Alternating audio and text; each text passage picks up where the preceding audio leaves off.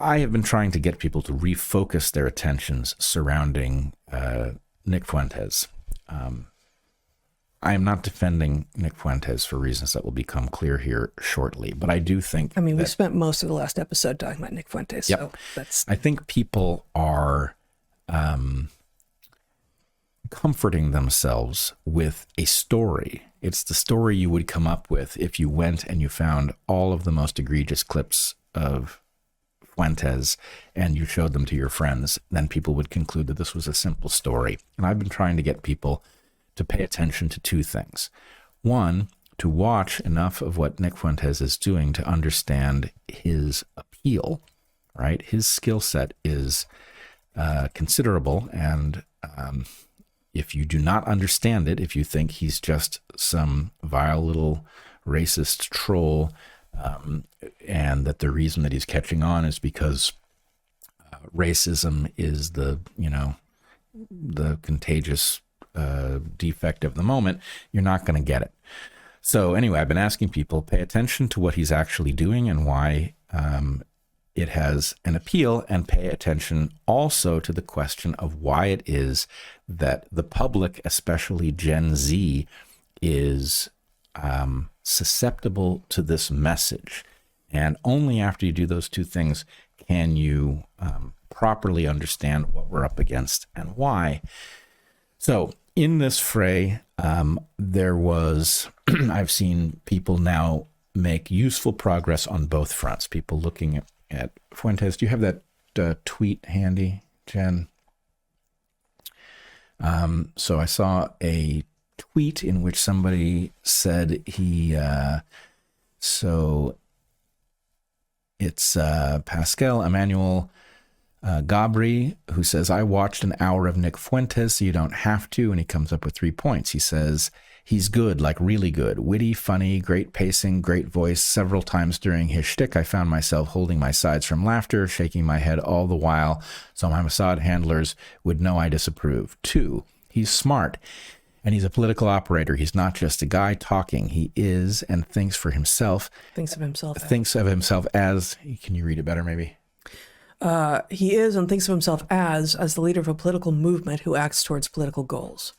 What he says about squeezing J.D. Vance and urging his Groypers to infiltrate elite D.C. institutions and hosting the GOP hostage because he's happy to have the establishment face the choice of either electing a Groyper-friendly GOP candidate or a Dem-race communist, all those things are on point. Okay. 3, he's a real, honest-to-goodness, classical anti-Semite. I was actually shocked by this. After all this time, I just automatically discount accusations of naughty beliefs by at least 20%. I have many friends who tell me, oh, he just doesn't like Israel and makes spicy jokes. Nope. Fuentes does not hide the fact that his beef is with, as he calls it, world Jewry, that he believes Jews are intrinsically malevolent because of their genes, that they cannot be loyal to America, quad Jews, etc. It was kind of refreshing. It was kind of refreshing almost to watch the 100% version of these ideas that I assumed have been dead for a century. Putting aside the moral stuff, it's retarded and it's political poison. C'est pire qu'un crime, c'est une faute. I don't know what that means. And if a critical mass of young people in the GOP believe this stuff, we will just more than shoot ourselves in the foot. Okay. So I thought that was pretty good. I do depart from it in one way. I don't know what Fuentes thinks he's doing in his own mind. He certainly talks like a classic anti-Semite, but it is possible that that is him trolling. Yeah. It is possible that it's not. I give him no leeway if he's just simply trolling and doesn't believe that stuff, because he's playing with extremely dangerous tropes. And if he's doing it cynically, that's not better, right? It's bad either way for 2 different reasons. But okay, so we've got the 2 threads. Have you watched enough Nick Fuentes to understand what his appeal is? That's important. The other thread is the people to whom he is appealing. Why are they in a position to be persuaded by this persuasive person? And so anyway, I read with great interest and considerable relief Rod Dreher's piece that he put out called What I Saw and Heard in Washington, in which he addresses that part of the question. And I wanted to read, maybe you'll have to do it, I can't see, it's too small, but scroll down There's a paragraph near the top. I don't know what I'm looking for. The claims right claim? there. Yeah. The claim that I first floated in the space last week, quoting a DC insider who said that in his estimation, quote, between 30 and 40%, end quote, of the Zoomers who work in official Republican Washington are fans of Nick Fuentes. That's true. Was confirmed multiple times by Zoomers who live in that world. Okay, keep going.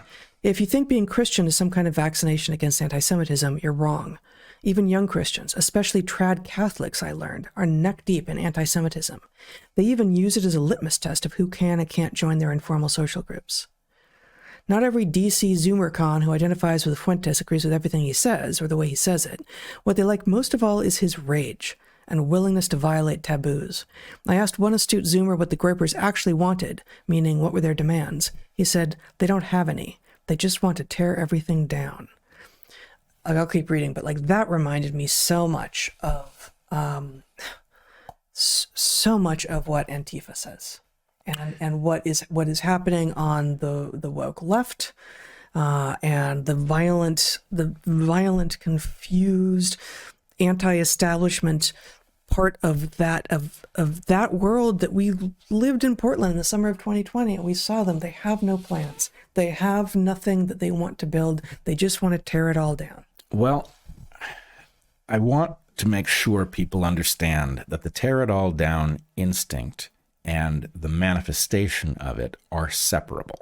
And I don't know that people get this when I say it, but I often say that even when it comes to the vile little twerps in Antifa, that what they are responding to is a situation in which they don't have good options. I call it team loser, and I do that because I don't want people misunderstanding what I think of them.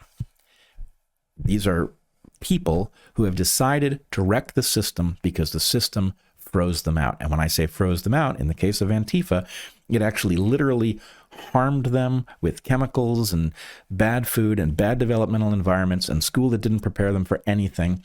And who knows what else, right? You can see when Andy No puts up the mugshots of the people who are rioting, they don't look well, right? So therefore, their anger is understandable. They have been frozen out. And the Zoomer cons, as Dreher is calling them, are the same generation. Yep. They're not malformed. Right. Like they don't look physically malformed. They look like healthy young men mostly, but they were raised in the same environment. They've been chemically harmed. They have, most of them have not decided to halt their puberty and start taking cross-sex hormones or go on anti-anxiety meds or whatever.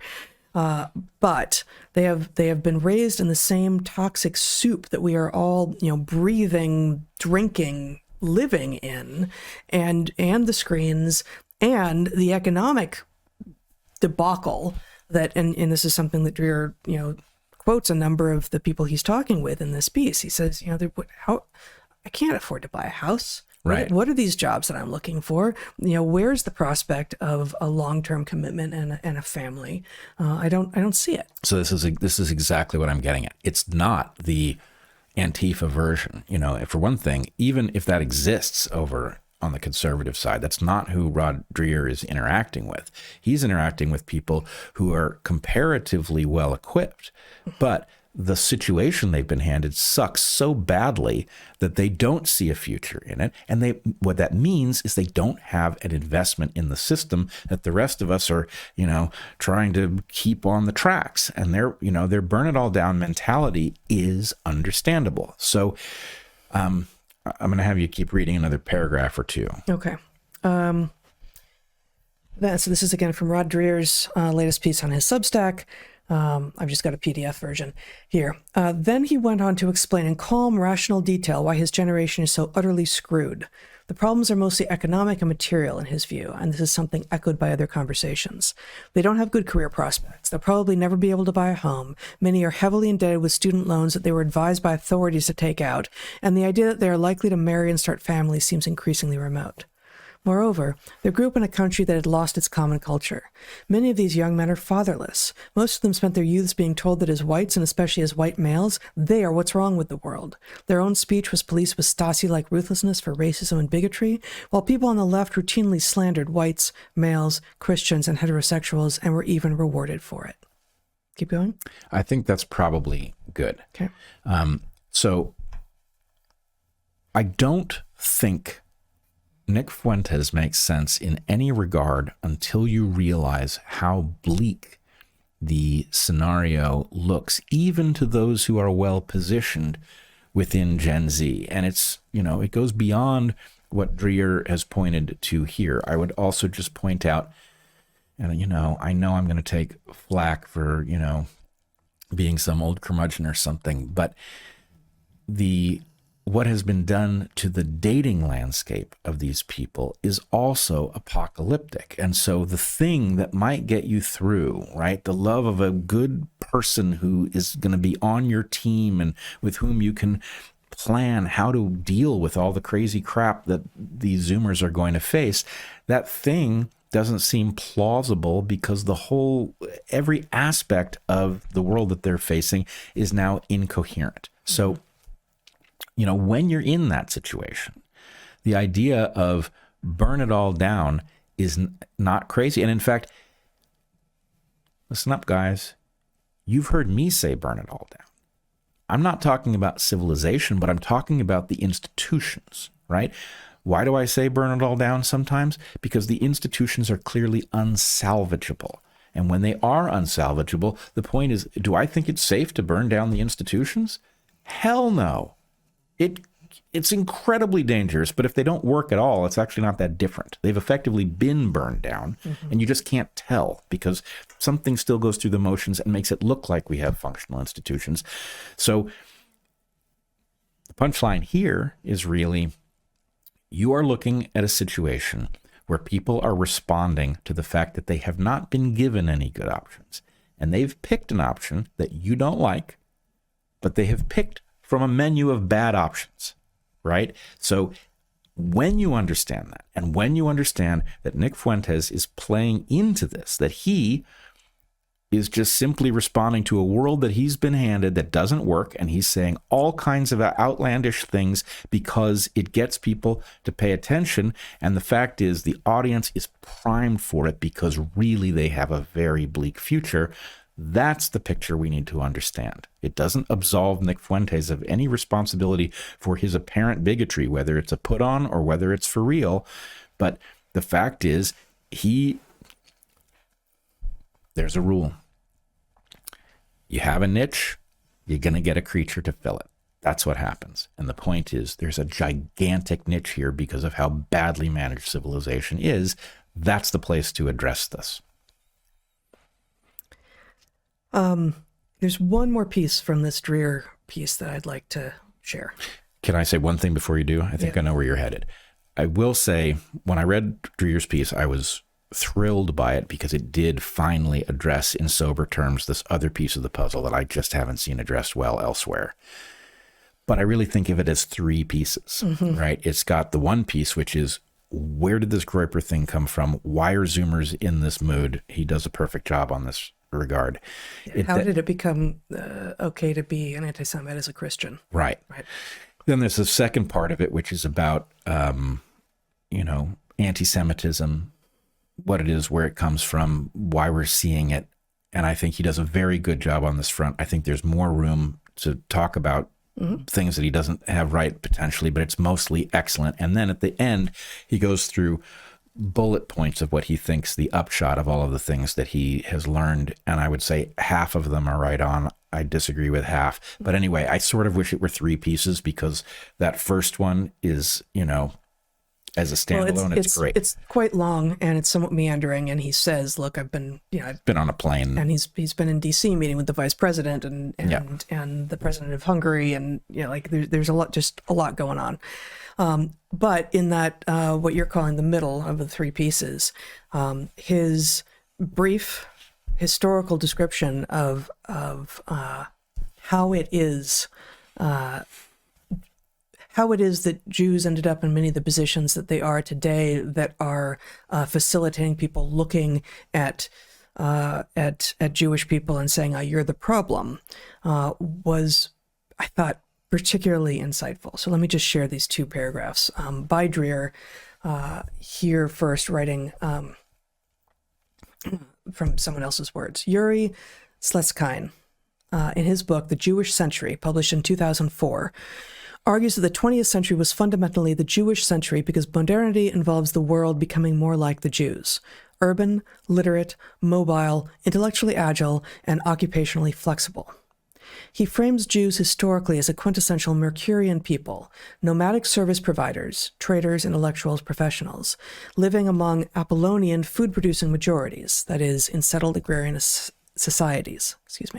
In pre-modern Europe, Jews were outsiders, specialized in Mercurian roles due to restrictions on land ownership and guild membership, which honed skills in literacy, argumentation, and adaptability.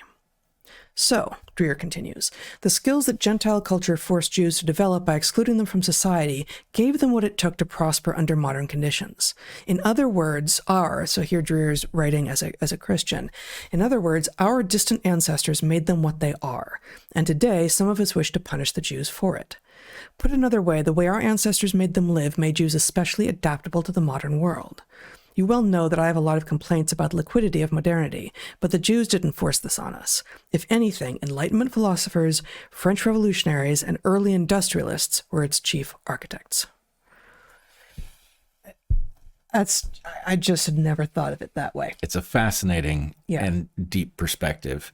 And again, I would say, same principle, right? You have a niche. Yes. You're going to find a creature in it. If you forbid people from doing certain things, they will make use of the things that are still allowed to them. Right. I mean, in this case, it was, there's an obvious niche which we want all of the people we approve of to be doing, but you're excluded. We don't like you. Well, what are we going to do? We're going to have to be flexible and be able to move on a dime, and not set down deep roots and be more migratory, and that ends up being what modernity looks like. Right. So, culture caught up with a role that the Jews were forced into by bigoted laws from hundreds of years ago. Yeah, it's a really interesting model, and I think there's at least a lot of truth in it. But anyway, the whole article is well worth reading, with those three components as sort of separate entities. Mm-hmm. Yeah.